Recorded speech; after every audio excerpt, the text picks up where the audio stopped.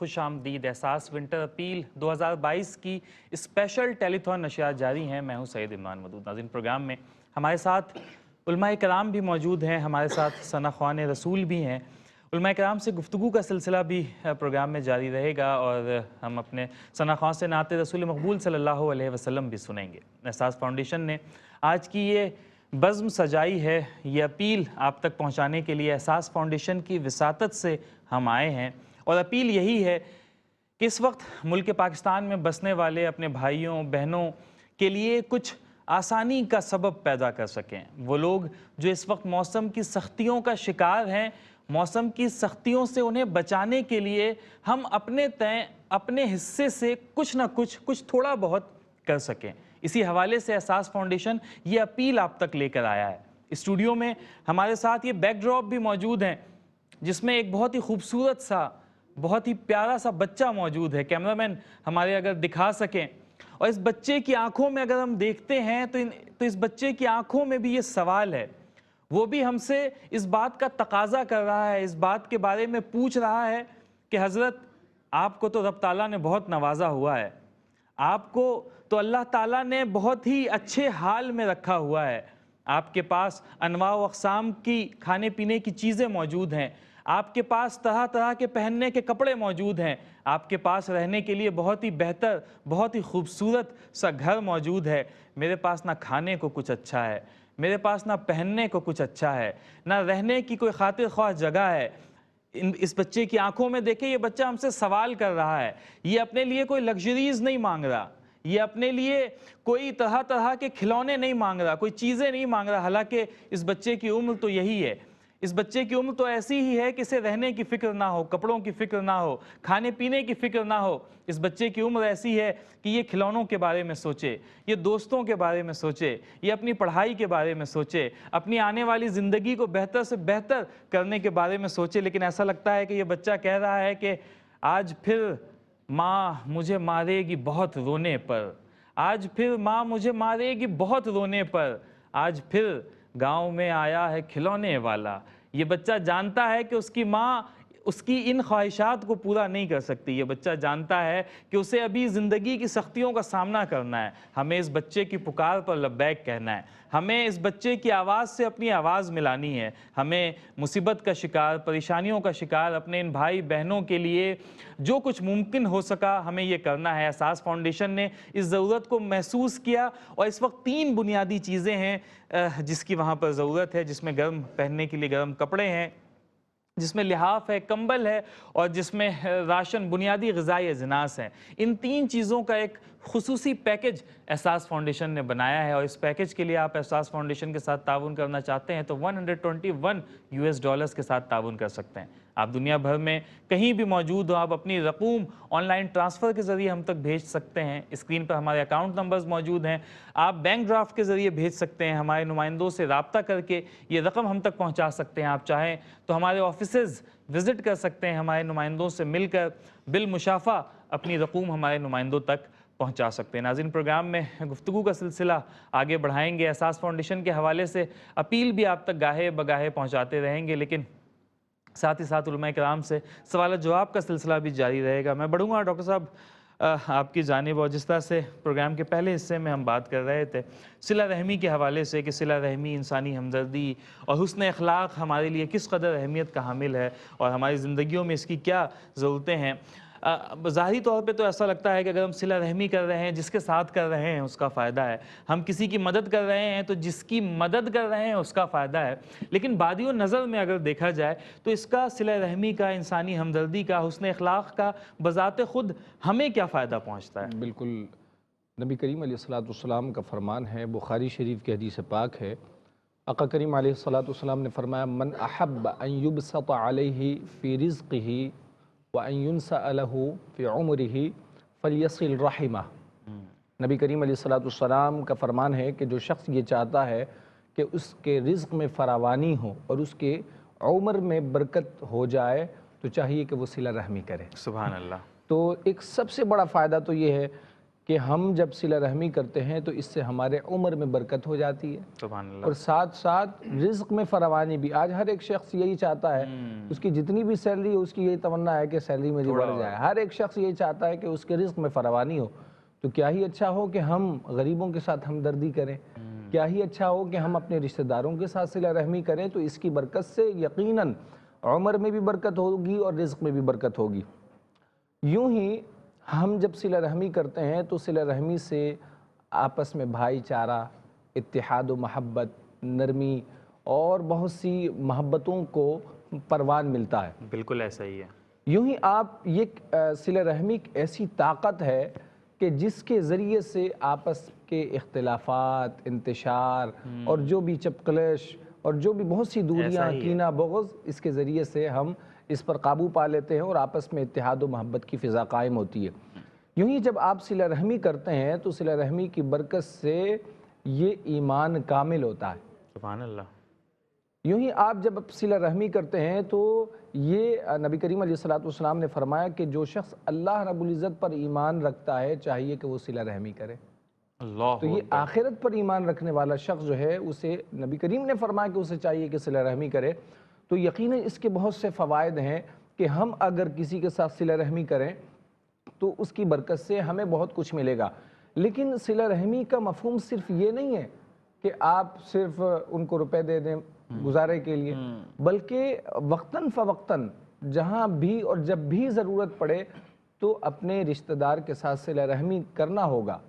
بلکہ جو صاحب ثروت حضرات خاندان کے ان پر بعض صورت میں واجب ہو جاتا ہے کہ وہ اپنے رشتہ داروں کے ساتھ صلہ رحمی کریں۔ یہ کن صورتوں میں یہ مثال کے طور پر اگر ان کے خاندان میں کوئی ایسے قریبی شخص ہیں جن کے واقعی وہ مجبوری کی حالت میں اور یہ جانتے ہیں اور قریبی شخص ہیں، تو ان پر لازم ہے کہ یہ ان کے ساتھ صلہ رحمی کریں۔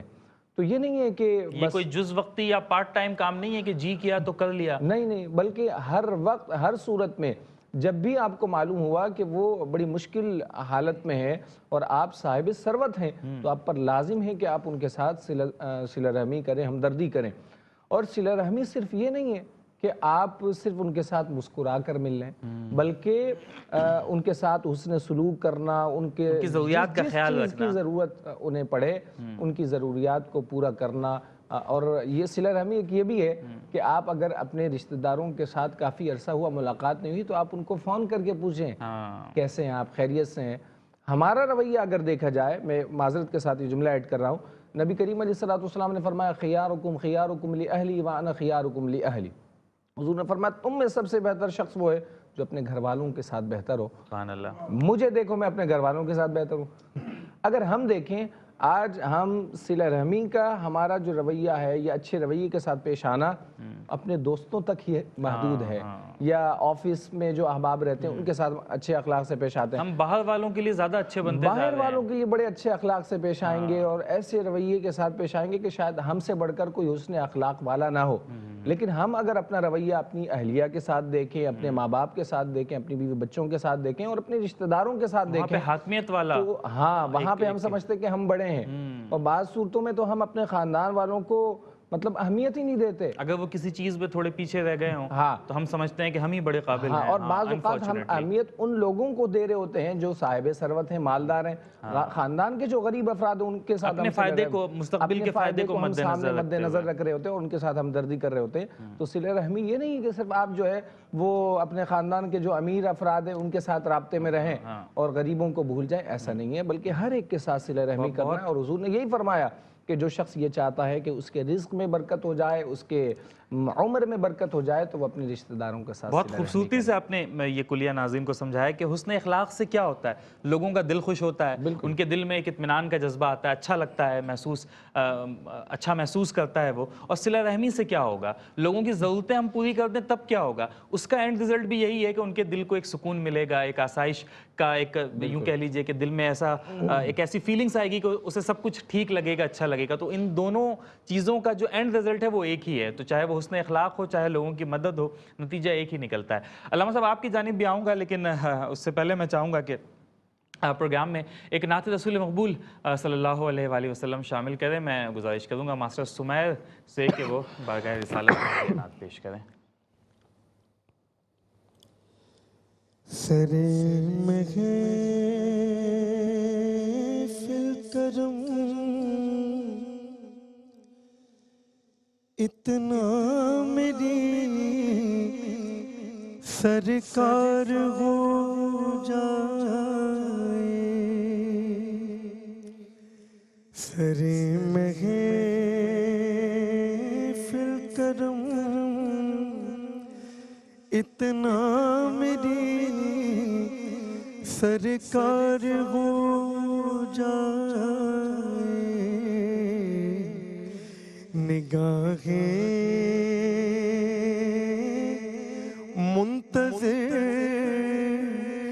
رہ جائے اور دیدار ہو جائے.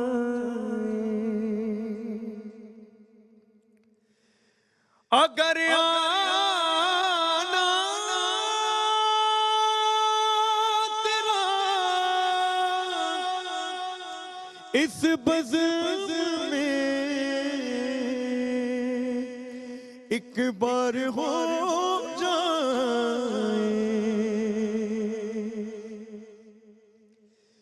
اگر آنا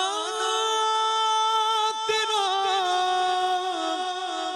اس بزم میں ایک بار ہو جائے. نہ جانے کون سی شے میں تیرا دیدار ہو جائے. نہ جانے کون سی شے میں تیرا دیدار ہو جائے.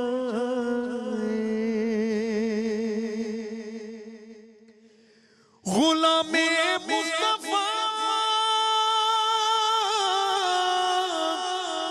بن کر بک جاؤں مدینے میں. غلام مصطفیٰ بن کر میں بک جاؤں مدینے میں. نبی کے نام پر سودا سرے بازار ہو جائے. نبی کے نام پر سودا سرے بازار ہو جائے. سنبھل کر پاؤں رکھنا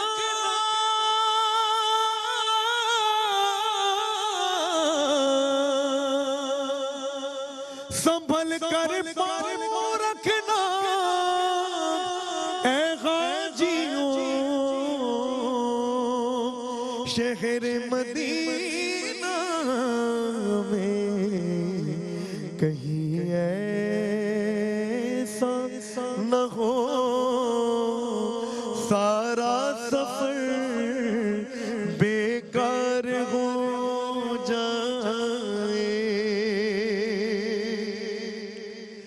اور فنا اتنا تو ہو جاؤں میں تیری ذات عالی میں. فنا اتنا تو ہو جاؤں میں تیری ذات عالی میں. جو مجھ کو دیکھ لے اس کو تیرا دیدار ہو جائے. سر کرم اتنا میری سرکار ہو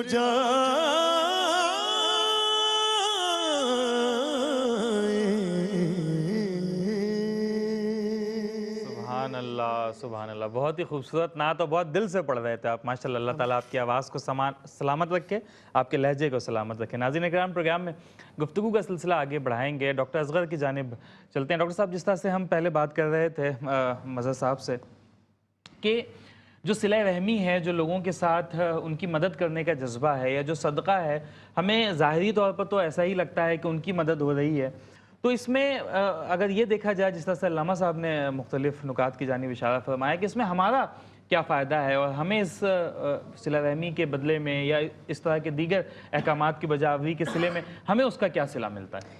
دیکھیں، جیسا کہ اس دور میں ایک چیز ہے کہ آپ کسی کے یہاں مہمان جاتے ہیں، صلہ رحمی کا ایک بہت بڑا جزء بھی ہے کہ آپ کسی کے یہاں مہمان جاتے ہیں، تو آج کل تو یہ میرے خیال سے دور ختم ہو گیا کہ کسی کے یہاں بھی جاتے ہیں نا، وہ کچھ لے کر جاتے ہیں، کچھ لے کر جاتے ہیں، اور جب جاتے ہیں تو وہ جب جاتے ہیں تو مہمان جو ہے وہ کہتے ہیں کہ رحمت اللہ کی، ایسا ہی تو وہ صلہ رحمی کا معاملہ ہوتا ہے، تو وہ کچھ نہ کچھ جیسے فروٹ لے لیا، کوئی بھی چیز ایسی لے لی، تو اس کے گھر میں جب لے کر جا رہے ہوتے ہیں، ایک تو ثواب ملتا ہے، اور دوسرا جس میزبان کیا جا رہے ہیں اس کے گھر میں اس کی آنے سے اس میں برکت بن جاتی ہے، ٹھیک، وہ اضافہ ہو جاتا ہے، پھر وہ اس کے لیے لگاتے ہیں۔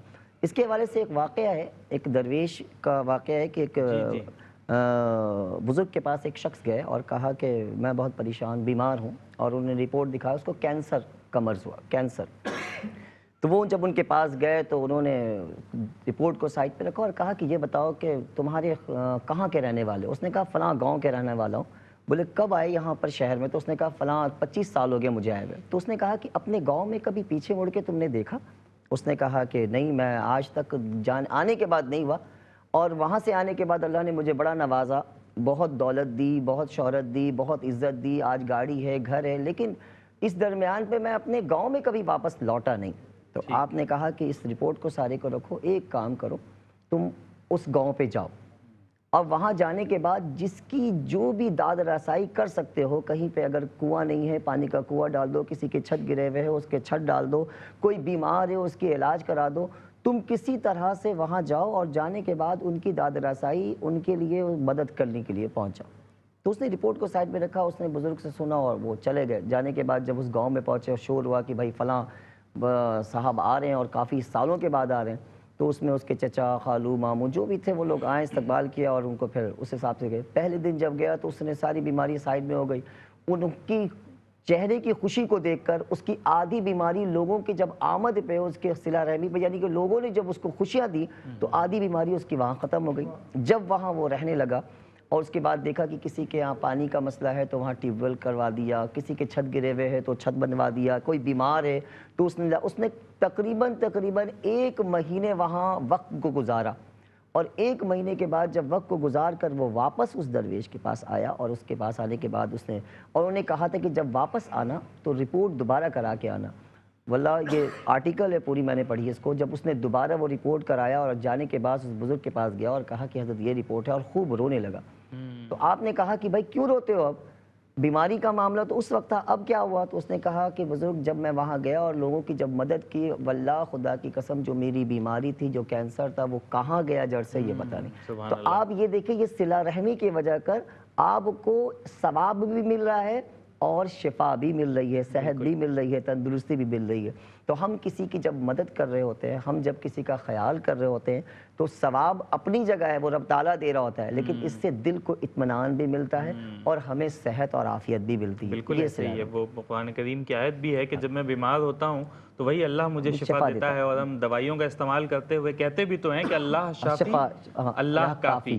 تو یہ معجزات ہی ہیں جو دنیا میں مختلف وقتوں میں رونما ہوتے رہتے ہیں کہ ایک شخص جو اس قدر موذی مرض میں مبتلا تھا لیکن صدقات کے बतौलत और सिला रहमी के सिला बतौलत, रहमी और की हमारा बदौलत। अकीदा भी है, हमारा ईमान भी है इस चीज़ के ऊपर, और हम इस तरह की प्रैक्टिस करते भी रहते हैं कि जब हम किसी मुसीबत का शिकार होते हैं, परेशानियों का, आजमाइश का शिकार होते हैं, तो हम अल्लाह की राह में ख़र्च करने की कोशिश करते हैं, और उसके यकीनन फ़ायदे जो है वो ज़बान ज़द आम है, और हम इस बात को बड़ी अच्छी तरह जानते हैं कि सदक़ात से और सिला रहमी से और इन तमाम लोगों की मदद करने के तमाम हवालों में, चाहे जिस भी हवाले को हम इख्तियार करें, उससे हमें किस कदर फ़ायदा पहुँच सकता है। अल्लामा साहब, जिस तरह से लोगों की मदद करना है तो एक दर्जा आगे की चीज़ है, हम लेकिन अभी अपने माशरे में देखते हैं कि मदद करना तो यूं है ना कि अपने पास कोई चीज़ मौजूद है, अपने हिस्से में से किसी दूसरे की मदद कर दी जाए, लेकिन हम माशरे में देख रहे हैं कि इस वक्त एक अदम बर्दाश्त की फ़िज़ा भी है।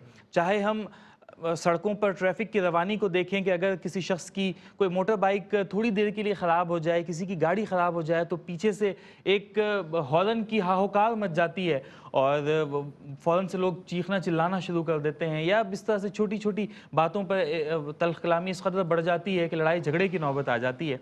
तो माशरे में एक अदम बर्दाश्त भी है, गुस्सा कंट्रोल में नहीं है, लोग हिजान का शिकार हैं। तो ये इसको कंट्रोल करने के लिए, गुस्से पर काबू पाने के लिए, ताकि इससे चूँकि अखलाक तो गुस्से पर कंट्रोल पाकर ही हम किसी के साथ हुस्न अखलाक से पेश आ सकते हैं, तो गुस्से पे ये कंट्रोल हम कैसे पा सकते हैं? नबी करीम अलैहिस्सलाम का फरमान, लैस शदीदु मन गलबा अन्नास लाकिन शदीद मन गलबा नफ्सहु इंदल गज़ब। हुज़ूर ने फरमाया, ताकतवर वो शख्स नहीं है जो दूसरे को पिछाड़ दे, दूसरे पर गालिब आ जाए, बल्कि हुज़ूर ने फरमाया ताकतवर शख्स वो है कि जो अपने आप पर गुस्से के वक्त कंट्रोल कर ले। अल्लाह, गुस्से पर आप कंट्रोल करेंगे तभी आप हकीकत में ताकतवर क्या है। पैमाना दिया है ताकत को हुज़ूर ने जांचने का, अजीम पैमाना दिया सुभान कि अगर आप गुस्से के वक्त अपने आप पर कंट्रोल कर लेते हैं तो यकीन जाने आप हकीकत में ताकतवर हैं। लेकिन हम अगर अपनी इस सोसाइटी में देखें, जैसा कि आपने गुफ्तगू की कि आदम बर्दाश्त वो बहुत ज़्यादा हमारे यहाँ पाया जा रहा है, और आप देखें कि गुस्से की वजह से ख़ानदान के ख़ानदान उजड़ जाते हैं। हत्ता कि आप देखें कि अक्सर सूरत हाल सामने आती है कि बाज़ औक़ात मियाँ बीवी में लड़ाइयाँ होती हैं, घरों के मामलात होते हैं।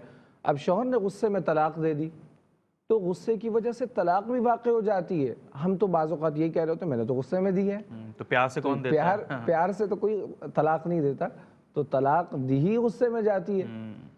तो ये कहना कि गुस्से में तलाक़ हो जाती है, तो यकीनन गुस्से में भी अगर कोई शख्स तलाक़ के अल्फाज कहता है तो तलाक़ वाक़ई हो जाती है।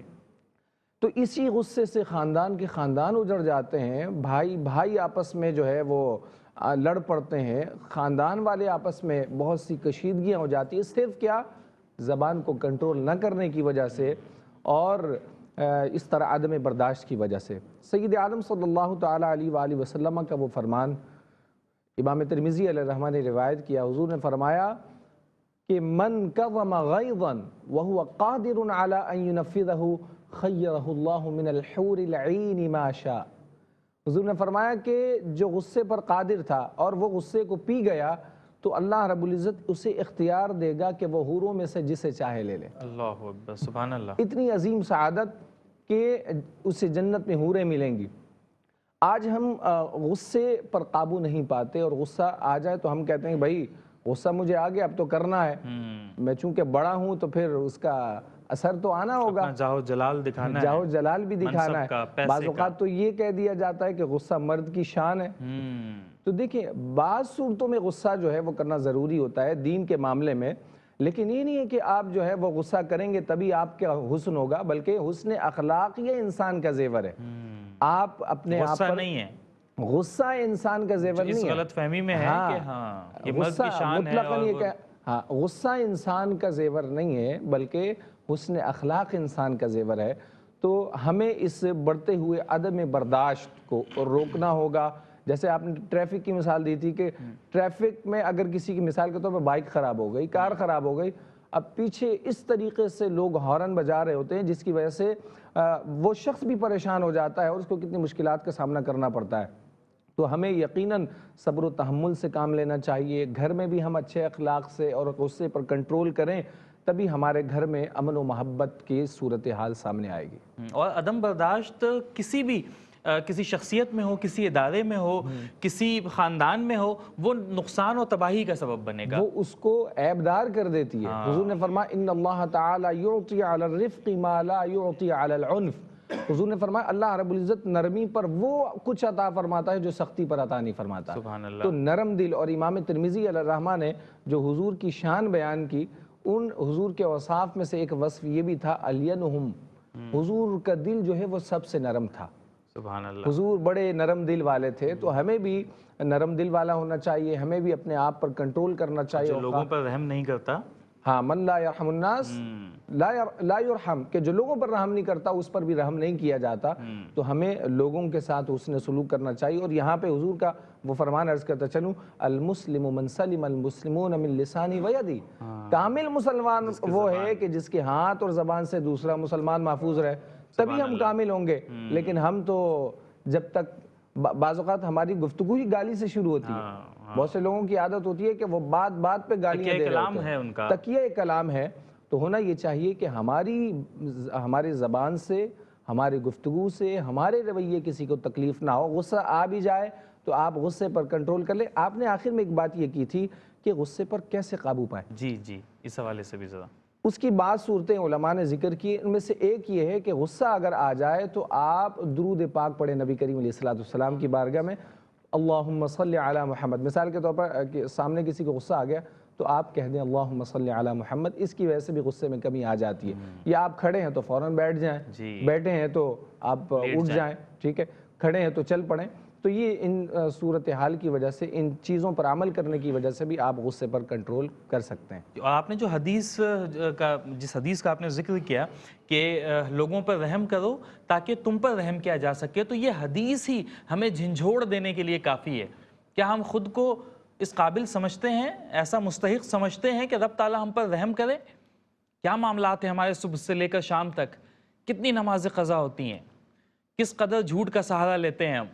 کس قدر لوگوں کا دل دکھاتے ہیں؟ کیا ہمارے معاملات ایسے ہیں کہ معاملات کی بنیاد پہ رب تعالیٰ ہم پر رحم کرے؟ اگر آج ہم پر رحم کیا جا رہا ہے تو یہ اللہ کا فضل ہے، ہمارا اس میں کچھ ایسا نہیں ہے، ہماری جانب سے کچھ ایسا نہیں ہے کہ جس کی بنیاد پر ہم پر رحم کیا جا سکے۔ تو اگر اتنی نافرمانیوں کے باوجود، اس کے احکام کی اتنی خلاف ورزیوں کے باوجود اللہ ہم پر رحم کر رہا ہے، تو ہم لوگوں تک اس رحم کو کیوں نہ پہنچائیں؟ ہم رحم کے سلسلے کو دراز کیوں نہ کریں؟ اور وہ لوگ جو ہم سے رحم کے طالب ہیں، جو اس بات کی آس لگائے بیٹھے ہیں کہ ان کے ملک میں رہنے والا کوئی صاحب ثروت، کوئی ایسا شخص جس کو اللہ تعالیٰ نے نواز رکھا ہے، وہ آگے بڑھے گا اور مشکل کی اس گھڑی میں ہماری پریشانیوں کو دور کرنے کا سبب بنے گا، تو یقیناً ہمیں بھی ان کی مدد کے لیے آگے بڑھنا چاہیے، ان پر رحم کرنا چاہیے، اور صرف یہ سوچ کر ہی ہم یہ کام کر لیں گے اگر ہم ان کے ساتھ رحم کا معاملہ کریں گے تو رب تعالیٰ ہمارے ساتھ بھی رحم والا معاملہ فرمائے گا۔ ناظرین، پروگرام میں گفتگو کا سلسلہ جاری ہے، ہم نعت رسول مقبول کے لیے ماسٹر سمیر کی جانب جائیں گے، اور جس طرح سے ماسٹر بریک میں ہم بات کر رہے تھے اور ایک نعت کی میں نے آپ سے فرمائش کی تھی، تو میں چاہوں گا کہ وہی نعت آپ بارگاہ رسالت میں پیش کریں۔ کوئی دنیا عطا میں نہیں ہم تھا تیرا، ہو جو حاتم کو میسر یہ نظارہ تیرا،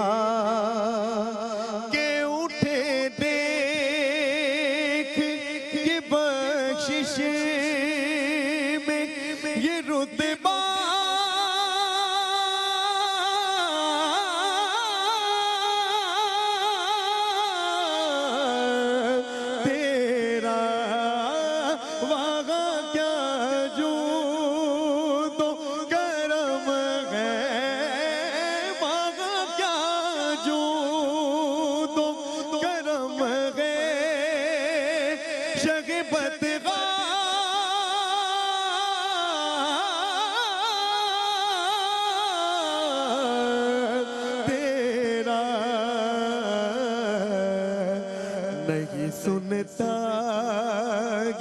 نہیں مانگنے والا تیرا، سنتا ہی نہیں مانگنے والا تیرا کچھ بشر ہونے کے ناطے تجھے خود سا جانے اور کچھ محض پیامی خدا کا جانے ان کی اوقات تھی کیا ہے کہ یہ اتنا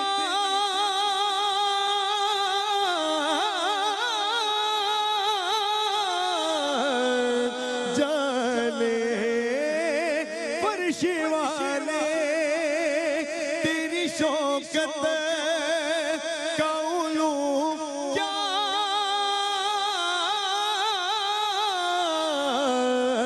جانے خسروا عرش پہ اڑتا ہے پھریرا تیرا خسروا عرش پہ اڑتا ہے پھریرا تیرا نظر عاشق کے نبی ہے یہ میرا حرف غریب منبر و باز پہ لڑتے رہے آپس میں خطیب اور یہ عقیدہ رہے اللہ کرے مجھے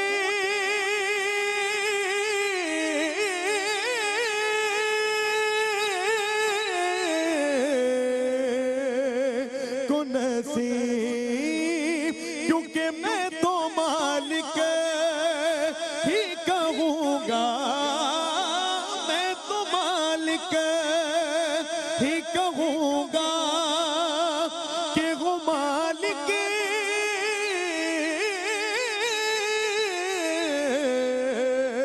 کہ حبیب یعنی محبوب محب میں نہیں میرا تیرا یعنی محبوب محب میں نہیں میرا تیرا اور مقتدی دیکھیے گا فرما رہے ہیں کہ تجھ سے ہر چند وہ ہے قدر و فضائل میں رفیق کر نصیر آج مگر فکر رضا کی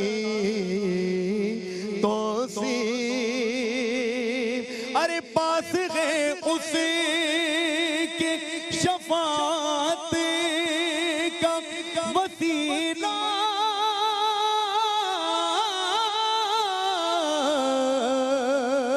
بھی وکیل پاس ہے اس کے شفاعت کا وسیلہ بھی وکیل تیری سرکار ملاتا ہے رضا اسے کو شفیع جو میرا غوث ہے اور لاڈلا بیٹا تیرا جو میرا غوث ہے اور لاڈلا بیٹا تیرا نہیں سنتا ہی نہیں مانگنے والا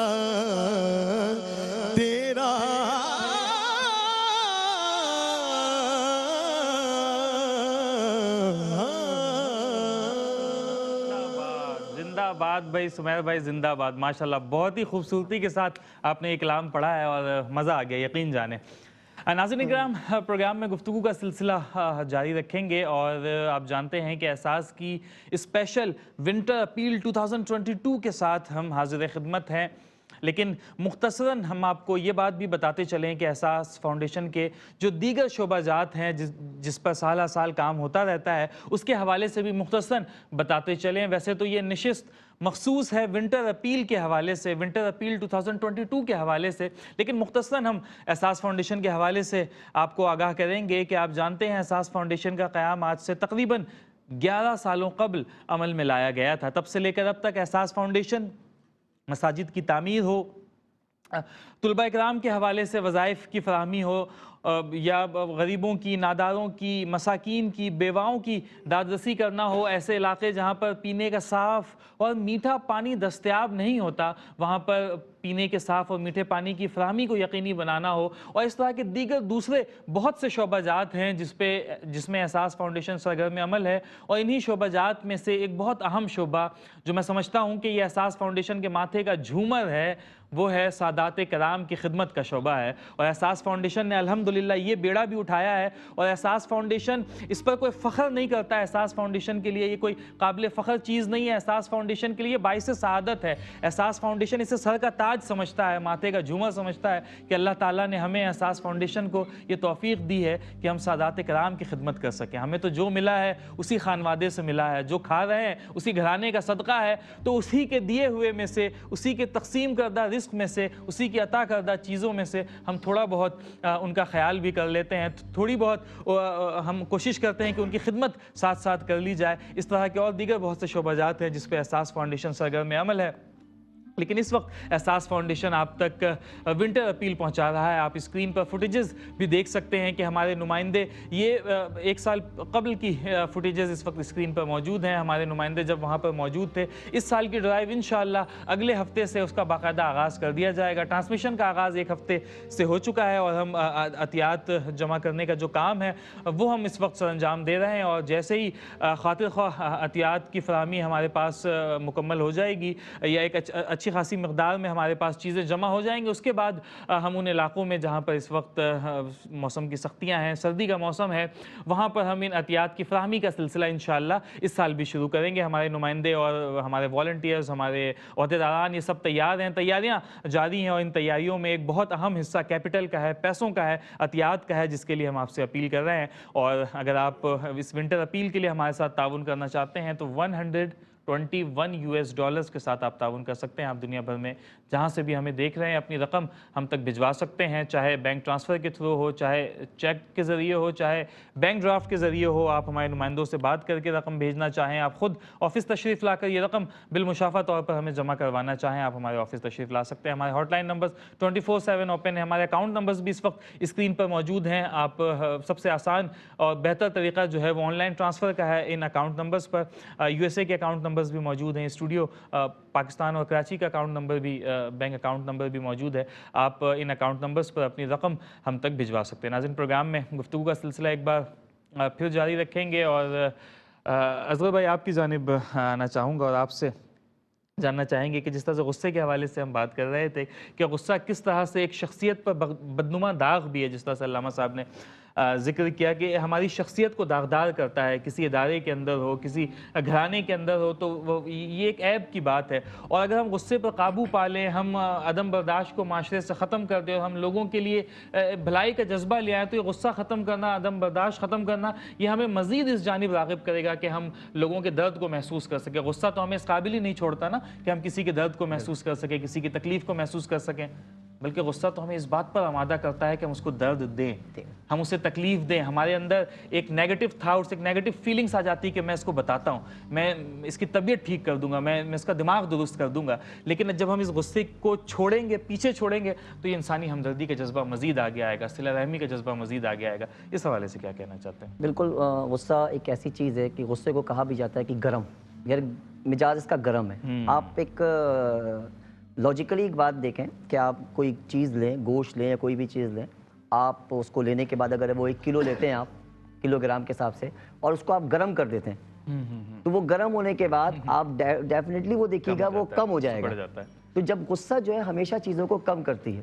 اور اسی طرح سے کوئی 1 کلو چیز لیں آپ اور اس کو فریج میں رکھ دیں آپ, تو آپ اس کو پھر تولیں گے وہ بڑھ جاتا ہے. سائنسی کلیہ بتا رہے ہیں آپ, وہ ایکسپینڈ ہو جائے گا, وہ شرنک ہو جائے گا. تو اسی طرح سے اگر آپ غصہ کرتے ہیں تو غصہ دیکھیں چیزوں کو کم کرتا ہے, خاندانوں کو کم کرتا ہے, دولت کو کم کرتا ہے, رشتوں کو کم کرتا ہے. خوبصورت مثال دی آپ نے. بالکل, کہ جس طرح سے چیزوں کو کم کر رہا ہے ویسے خاندان کو بھی کم کر دے گا. لڑائیاں ہو جائیں گی تو وہ اپنے گھر میں, وہ اپنے گھر میں. تو چیزیں جو ہیں آپ دیکھیں نا, لاجیکلی بات ہے کہ آپ 1 کلو چیز لے رہے ہیں, کوئی بھی چیز آپ اٹھا لیں, اس کو گرم کرتے ہیں کیونکہ کہتے ہیں یار گرم مزاج ہے اس کا, غصے میں ہے یہ, گرم ہے یہ وہ.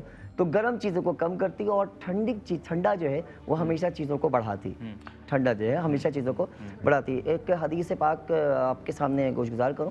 حضرت انس بن مالک رضی اللہ تعالیٰ عنہ سے روایت ہے. حضرت انس بن مالک آپ صلی اللہ علیہ وآلہ وسلم کے پاس ایک شخص آئے اور آپ نے خوبصورت سا چادر آپ کو تحفہ تن دیا کہ یا رسول اللہ, اور آپ نے اس کو زیب تن فرمایا, آپ نے لیا.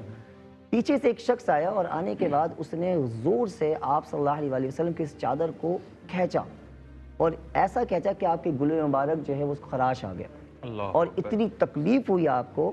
آپ دیکھیں کہ اگر ہمارے پیچھے کوئی شخص آتا ہے مانگنے کے لیے یا لینے کے لیے تو ہم اس سے بڑا غصہ کر جاتے ہیں, اس کو ڈانٹ دیتے ہیں. کوئی ہلکا سا کپڑا ہمارا کھینچتا ہے تو ہم اس کے اوپر لات منات کرنے لگتے ہیں. کوئی گاڑی پہ ہمارے مارتا ہے تو ہم غصہ کرنے لگتے ہیں. تو میرے آقا سرکار دو عالم صلی اللہ علیہ وآلہ وسلم کے اس ادا کو دیکھیں, جب اس نے پیچھے سے آپ کے چادر کو کھینچا اور آپ کے گلے مبارک پہ خراش آ گیا تو سیدنا عمر فاروق رضی اللہ تعالیٰ نے تلوار نکال دی, کیونکہ آپ کی تکلیف آپ صلی اللہ علیہ وسلم کے آپ کو برداشت نہیں ہوا, آپ نے تلوار نکالی. تو آپ نے وہاں روکا اور پھر اس شخص سے فریاد پوچھا کیا بات ہے, تو کہا یا رسول اللہ میں مانگنے والا ہوں, مجھے کچھ عنایت کیجئے, میں پریشان حال ہوں, میں مسکین ہوں, غریب ہوں. تو آپ نے پھر فرمایا کہ 2 پہاڑوں کے درمیان جو بکریاں ہیں یہ اسے عنایت فرما دو. اللہ اکبر. آپ نے اس کو یہ نہیں کہ اس کو ڈانٹا یا سمجھایا یا اس کی تلقین کرنے لگی, اس کو بتانے لگا کہ اس طرح سے نہیں مانگنا. آپ کو معلوم ہے کہ یہ غریب, یہ پریشان حال ہے, یہ مسکین ہے, اس کو غربت ہے, اس کو پریشانی ہے. تو آپ نے ہرگز اس کو تلقین نہیں کیا, اس پہ غصہ نہیں کیا, اور اپنے غصے کو یعنی کہ ہم نے غصہ جو ہے, صبر جو ہے, غصہ ہمارے آقا علیہ الصلوۃ والسلام کے سرکار دو عالم صلی اللہ علیہ وسلم کی باتوں سے, ہمیں ان کے حدیثوں سے لینا ہے کہ آپ نے گلے مبارک آپ کے خراش آنے کے باوجود آپ نے اس پہ غصہ نہیں کیا, بلکہ 2 پہاڑوں کے درمیان جو بکریاں تھیں وہ اس کو عنایت فرما دی. سبحان اللہ, کیا ہی خوبصورت بات کی. ناظرین کرام, ہم بھی کبھی سوچیں اور خیال کریں, تصور کریں کہ ہمارے لیے زندگی میں سب سے اہم اور قیمتی چیز کیا ہے. ہمارے نزدیک بھی میں اس بات پر کنونسڈ ہوں, اور قرآن کریم بھی ہمیں یہ بتاتا ہے کہ زندگی میں ہمارے لیے نفس مطمئنہ سے بڑھ کر کوئی نعمت نہیں ہے, قلب کے سکون سے بڑھ کر کوئی نعمت نہیں ہے. اگر ہمارا دل اطمینان میں ہے, ہمارا دل سکون کی کیفیت میں ہے, تو یہ رب تعالیٰ کی بہت بڑی نعمت ہے.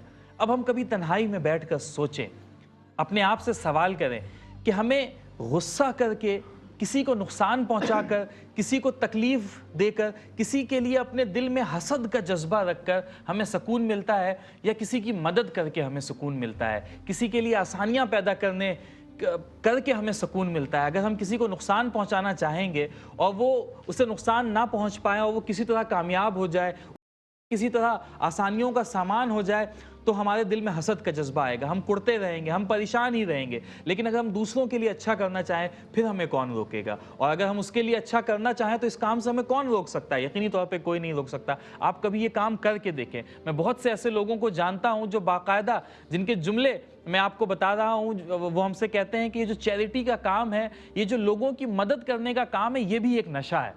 ہم نے جب اس کام کا آغاز کیا تو بہت تھوڑے پیمانے سے ہم نے اس کا آغاز کیا تھا. آج اس قدر وسیع پیمانے پر ہم یہ کام کر رہے ہیں, اور اس دن سے لے کر آج کی تاریخ تک ہماری چیزوں میں کسی چیز کی کمی واقع نہیں ہوئی, بلکہ اس دن سے لے کر آج تک ہمیشہ اضافہ ہی ہوتا چلا گیا ہے. تو یقین جانیں یہ بھی ایک نشہ ہے. آپ اس چیریٹی کو, اس کا آغاز کر کے دیکھیں. ویسے ہم تمام لوگ اپنے طور پہ کرتے ہی ہیں, لیکن جب ہم اس کام کا آغاز کرتے ہیں تو اس کے بعد جو ہمارے دل کو سکون ملتا ہے, اس کے بعد جو ہمارے دل کو اطمینان ملتا ہے, وہ ان پیرلل ہوتا ہے. اس کا کوئی مقابلہ نہیں ہوتا. وہ ایسی چیز ہوتی ہے کہ جس کے بارے میں قرآن کریم ارشاد فرماتا ہے کہ نفس مطمئنہ. تو جس چیز کو قرآن سب سے بڑی نعمت قرار دے رہا ہے, وہ چیز حاصل کرنے کا ذریعہ کیا ہے, وہ سب سے بڑی نعمت حاصل کرنے کا جذبہ کیا ہے؟ وہ صلہ رحمی ہے. وہ حسن اخلاق ہے، وہ غصے پر قابو پانا ہے، وہ عدم برداشت ہے، اور یہی ہمارے آج کے پروگرام کا موضوع بھی تھا۔ آج کے پروگرام میں اسی موضوع پر ہم نے گفتگو بھی کی۔ جاتے جاتے میں اپنے مہمانوں کا شکریہ ادا کرتا چلوں گا۔ جانے سے پہلے ایک نعت رسول مقبول صلی اللہ علیہ وآلہ وسلم بھی پروگرام میں شامل کریں گے، اور آخری مرتبہ ونٹر اپیل کے حوالے سے بھی آپ تک اپنی آواز کو ایک دفعہ پھر پہنچانا چاہیں گے کہ اسکرین پر اکاؤنٹ نمبرز موجود ہیں۔ آپ دنیا بھر میں جہاں سے بھی ہمیں دیکھ رہے ہیں ان اکاؤنٹ نمبرز پر اپنی رقوم ہم تک بھجوا سکتے ہیں۔ رقم منتقلی کے جس ذریعے کو آپ استعمال کرنا چاہیں آپ استعمال کر سکتے ہیں۔ ایک پیکج ہم نے بنا رکھا ہے $121 کا، یہ کوئی ریڈ لائن نہیں ہے، آپ اس سے زیادہ چاہیں تو ہم تک بھیج سکتے ہیں، اس سے کم چاہیں بھیج سکتے ہیں، جس قدر رب تعالیٰ نے آپ کو توفیق دی ہے اپنے پریشان بھائی بہنوں کے لیے، ہم وطنوں کے لیے، ہم مذہبوں کے لیے آگے بڑھیں اور ان کی مدد کریں۔ پروگرام میں ہمارے ساتھ ڈاکٹر سید اقبال مظہر شامی صاحب موجود تھے، پروگرام میں ہمارے ساتھ ڈاکٹر سید اصغر حسین اشرفی صاحب موجود تھے، ساتھ ہی تشریف فرمائے ماسٹر سمیر صاحب۔ ہم اپنے تمام مہمانوں کا دل کی گہرائیوں سے شکریہ ادا کرتے ہیں کہ آپ اپنے قیمتی وقتوں میں سے وقت نکال کر یہاں تشریف لائے۔ جانے سے پہلے پروگرام میں ایک نعت رسول مقبول صلی اللہ علیہ وسلم بھی شامل کریں گے، لیکن اس سے پہلے اپنے میزبان ڈاکٹر سید عمران ودود کو اجازت دیجیے۔ اللہ حافظ۔ اپنے دامن شفاعت میں چھپائے رکھنا، اپنے دامن شفاعت میں چھپائے رکھنا، میرے سرکار میرے سرکار میری بات بنائے رکھنا، جب سوانے پہ خورشید قیامت آئے، جب سوانے پہ خورشید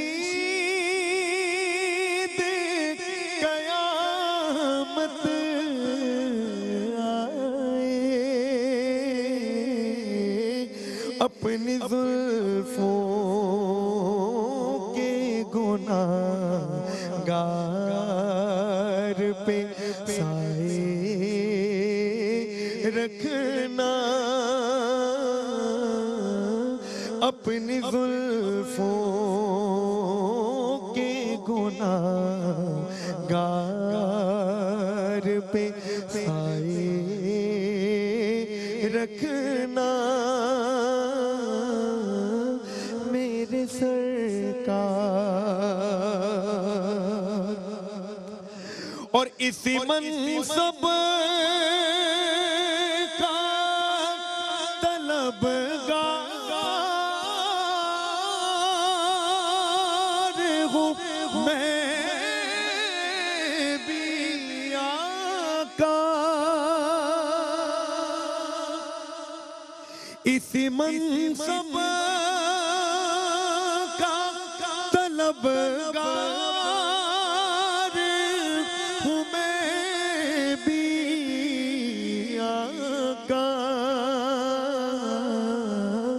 خاک ہوں میں مجھے قدموں سے لگائے